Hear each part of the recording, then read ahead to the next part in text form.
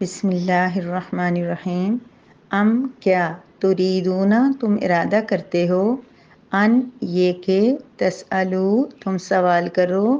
رسول سے کم اپنے، کما جیسا کہ سئیلا سوال کیے گئے تھے موسیٰ علیہ السلام من سے قبل پہلے، اور من جو شخص یتبدل تبدیل کر دے الکفرا کفر کو بھی ساتھ لیمانی ایمان کے، فاپس قد تحقیق غلہ وہ بھٹک گیا، سواء راستے سے، السبیل سیدھے۔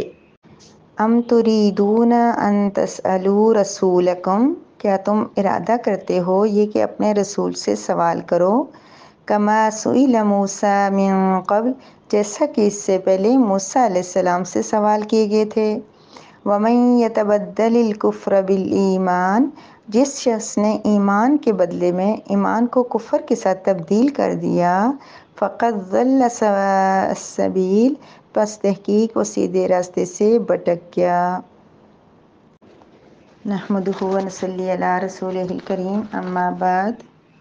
سورہ بقرہ کی آیت نمبر 108 ہے، جس میں اللہ تبارک و تعالی صحابہ کرام کو بھی ضمناً اور ڈائریکٹ یہود و نصارہ کو یہ بات سمجھا رہے ہیں کہ تم نے جس طریقے سے موسیٰ علیہ السلام سے پہلے سوال کیے تھے، اب وہ سوال نبی کریم صلی اللہ علیہ وسلم کے دور میں موجود یہودیوں نے تو نہیں کیے تھے، لیکن قرآن کریم کا اسلوب آپ نے دیکھا ہے کہ اللہ تبارک و تعالیٰ بہت سے مقامات پہ اسی طرح یہودیوں کو خطاب کر کے فرماتے ہیں، ایسے فیل ہوتا ہے کہ اللہ تبارک و تعالیٰ انہی سے کہہ رہے ہیں اور انہوں نے یہ کام کیا ہے، لیکن یہ ان کے آب و اجداد نے ایسا کیا تھا اور انہوں نے اپنے آب و اجداد کی تردید نہیں کی تھی، اسی وجہ سے گویا کہ وہ بھی وہ کام کرنے والوں میں شامل ہو گئے۔ تو اللہ پاک ان سے پوچھ رہے ہیں کہ کیا تم بھی اسی طرح اپنے نبی سے سوالات کرو گے جیسے کہ اس سے پہلے موسیٰ سے کیے گئے تھے؟ نہیں، تمہارے آبا و اجداد نے موسیٰ علیہ السلام کو سوالات کر کر کے، بار بار سوال کر کے، معجزات مانگ کے، تو جس طرح وہ تنگ کرتے تھے اپنے نبی کو، کیا تم بھی اسی طرح تنگ کرو گے؟ اب چونکہ یہود و نصارہ جب یہودی وغیرہ ان کے درمیان میں آتے تھے اور بعض منافق بن کے مسلمان بن کے بھی رہتے تھے، تو وہ صحابہ کرام کے دل میں مختلف اشکالات ڈال دیتے تھے، مختلف طرح کے، کیونکہ وہ جب ان کو چونکہ جب نبی کریم صلی اللہ علیہ وسلم مدینہ منورہ تشریف لائے تو وہاں پر جو یہود تھے ان کو تو نبی کریم صلی اللہ علیہ وسلم کی نبوت کی بشارات، معجزات اور یہ ساری چیزیں ان کو پتہ تھی، ان کو یقین تھا، لیکن پھر بھی وہ حسد اور ضد کی وجہ سے اہل اسلام کو بھی طرح طرح کی شبہات میں ڈالتے رہتے تھے، اور پھر یہ ہوتا تھا کہ بعض سیدھے مسلمان بھی کبھی ان کی کوئی بات سنتے اور پھر سوال کر لیتے تھے۔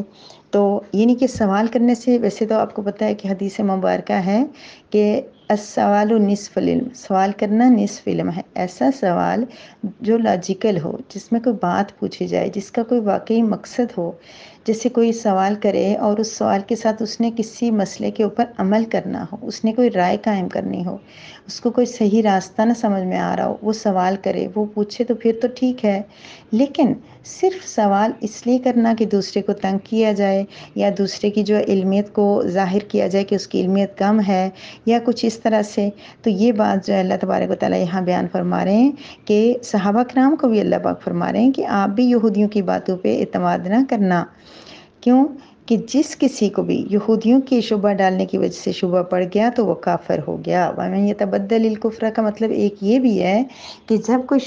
یہودیوں کی بات سن کے اشکال میں پڑ جائے گا اور طرح طرح کے بیجا سوالات، جن سوالات کا کوئی مقصد نہیں ہوگا، وہ سوال کر کے اپنے نبی کو ہرٹ کرنے کی کوشش کرے گا، تو وہ گویا کہ اپنا ایمان ہی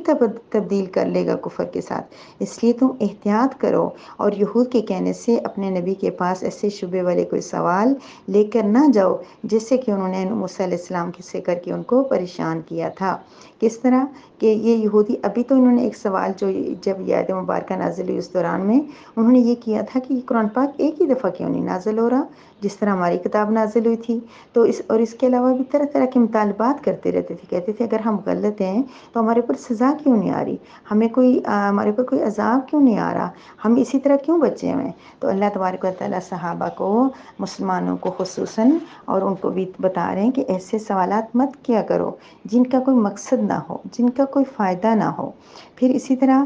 سوالات کرنے سے بعض اوقات آسان چیز مشکل ہو جاتی ہے۔ کیسے؟ یہ اپنے گائے کے واقعے میں پڑھ لیا، سیدھی سادی گائے ذبح کر لیتے، کام آسانی سے ہو جاتا، لیکن انہیں سوالوں پہ سوال، سوالوں پہ سوال، وہ سب ڈیٹیل میں آپ پڑھ چکے ہیں۔ تو اسی طرح سے بعض اوقات نبی کریم صلی اللہ علیہ وسلم بہت پریشان ہو جاتے تھے۔ کبھی صحابہ کوئی سوال پوچھتے، آپ صلی اللہ علیہ وسلم جواب مرحمت نہ فرماتے، تو پھر صحابہ جو ہے بعد میں جب قرآن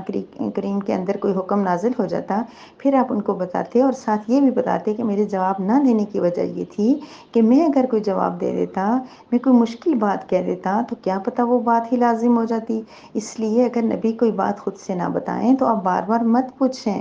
کیونکہ ہو سکتا ہے اس کام میں اللہ پاک نے آپ کے لیے کوئی آسانی والی راہ رکھی ہو، اور آپ کے بار بار پوچھنے کی وجہ سے وہ آپ کے لیے مشکل پیدا کر دے۔ تو اللہ پاک یہ بات ان کو سمجھا رہے تھے کہ کیا تم بھی اسی طرح سوال کرو گے اپنے رسول سے جیسے کہ موسیٰ علیہ السلام سے کیے گئے تھے؟ گویا اس طرح کے سوال کرنا کہ جن کا کوئی مقصد نہیں ہے، یہ دوسرے کو تکلیف دینا ہے، اور اللہ کے نبی کو تکلیف دینا۔ تو گویا کہ جب اللہ کے نبی کو تکلیف دیں گے تو وہ یتبدل الکفر بالایمان ہو جائے گا، ایمان کفر کے ساتھ چینج ہو جائے گا۔ تو نعوذ باللہ من ذالک، ہم تو اپنے آقا کے پاس نہیں ہیں، تو کیا ہم اس آیت سے بری ذمہ ہو گئے؟ کیا ہم سیدھی راہ سے نہیں بھٹک سکتے؟ نہیں میری پیاری بہنوں، یہ ہمارے لیے بھی آیت نازل ہوئی ہے۔ ہم لوگوں نے اس چیز کو، وہ ان سے بھی، یہود و نصارہ سے بھی بڑھ کر، نبی کریم صلی اللہ علیہ وسلم کے دور کے صحابہ سے بھی بڑھ کے، ہم نے اس کو بہت پیچیدہ بنا دیا، بالکل ان لاجیکل، ایسے سوالات جن کی کوئی ضرورت ہی نہیں ہوتی، جن کے ساتھ ہمارا کوئی تعلق ہی نہیں ہوتا، ہم اس چیز کو عمل میں لا ہی نہیں سکتے، ہمیں اس سے کوئی فرق نہیں پڑ رہا ہوتا، ہماری نماز پہ، ہمارے روزے پہ، ہمارے حج پہ، ہماری زکوٰۃ پہ، ہماری قربانی پہ، ہماری کسی چیز کا اس کے ساتھ تعلق نہیں ہوتا، لیکن پھر بھی مجھے سمجھ نہیں آ رہی کہ میری بہنوں کو کہاں سے اتنا وقت ملتا ہے اپنے گھر، اپنی فیملی، اپنے بچوں سے، اپنے قرآن پڑھنے سے، اپنی دعوت کے کام سے، اپنی نماز سے، روزے سے، کہ وہ بالکل بے مقصد سوالات کے لیے بھی وقت نکال لیتی ہیں، پھر اس پہ اتنی تحقیق کرتی ہیں، اتنی سرچ کرتی ہیں، اور اتنا مطلب پوچھتی ہیں یہ ایسے یہاں کیوں ہے، ایسے ہے، ایسے ہے۔ میں آپ میں سے کسی کو بھی نہیں کہہ رہی، لیکن میں نے بہت بہنوں کو دیکھا کہ اپنا بہت زیادہ ٹائم اس چیز پہ ویسٹ کر رہی ہیں۔ ایک بات آپ یاد رکھیں، علم سیکھنا بہت بڑی چیز ہے، بہت بڑی چیز ہے، لیکن موجودہ نفسی والا جو دور ہے، افراتفری کا جو دور ہے، اس میں میرا مشورہ یہ ہے کہ آپ صرف اسی چیز کو زیادہ فوکسڈ کریں کہ جس سے آپ کو کوئی فائدہ ہو رہا ہو، یا اس کے ذریعے اس چیز کو جاننے کے ساتھ آپ کسی دوسرے کو فائدہ پہنچا سکتے ہو۔ ٹھیک ہے، اگر آپ کا ایسا ہے کہ آپ اس چیز کو، مسئلے کو، چیز کو سمجھیں گے تو آپ کو فائدہ ہوگا، نہیں ہو رہا تو آپ کی کسی ریلیٹیو کو، کسی جاننے والے کو کہیں بھی اسٹیٹس لگا کے آپ دوسرے کی اصلاح کر سکتے ہیں، پھر تو بالکل ٹھیک ہے۔ اور دوسرا وہ کام میں نہیں کہہ رہی کو ضروری سوالات ہوتے ہیں، ضروری تحقیق ہوتی ہے، سرچ ہوتی ہے، سمجھنا ہوتا ہے، وہ ضروری بھی ہوتا ہے، لیکن ایسی بس سوالات پہ نظر رکھیں کہ سوال ہم ایسا نہ کریں کہ جس کا مقصد ہی نہیں ہو، اپنا ٹائم بھی ویسٹ اور دوسروں کا بھی ویسٹ۔ ایسا سوال آپ نے آئندہ نہیں کرنا کہ جس کا کوئی فائدہ، کوئی نہ ہم سے قبر میں پوچھا جائے گا، نہ جنت میں، نہ حشر کے میدان میں، نہ رب کے سامنے، نہ میزان کے عمل میں، کہیں بھی ہم سے نہیں پوچھا جائے گا۔ تو ایسا سوال کرنے کا ہمیں اگر ضرورت نہیں ہے تو اتنی دیر میں ہم کوئی اور اچھا کام کر لیں، کوئی اور ضروری چیز چیک کر لیں، کوئی ضروری فقہ سیکھ لیں، ضروری مسائل سیکھ لیں، ضروری حدیث سیکھ لیں، تلاوت سیکھ لیں،